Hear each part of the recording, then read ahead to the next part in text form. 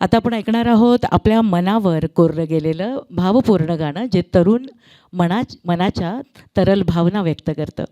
आशाताईंचा मधाळ आवाज, सुरेश भटांचे चांदण्यांसारखे अलवार शब्द आणि पंडित हृदयनाथ मंगेशकर यांचं स्वर्गीय संगीत. ऐकूया अलौकिक नादाने भारलेलं हे सुंदर गाणं, जे आपल्यासाठी गाणार आहेत योगिनीजी.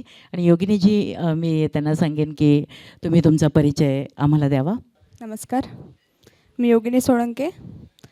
आज मला सुचित्रा मॅमने आणि मुकेश सरांनी एवढी छान ऑपॉर्च्युनिटी दिल्याबद्दल खूप खूप धन्यवाद. आणि तुमच्यासमोर हे गाणं सादर करण्याचा प्रयत्न करते. मी 8 वर्षापासून गाणं शिकते. मला गाण्याची खूप आवड आहे. क्लासिकल मी आता 5वी परीक्षा देणार आहे. आणि माझे गुरु आहेत श्री मनोज माळी सर. आणि मी नाटकही करते, नाटकातही काम करते ॲज अ बालकलाकार म्हणून. थँक्यू.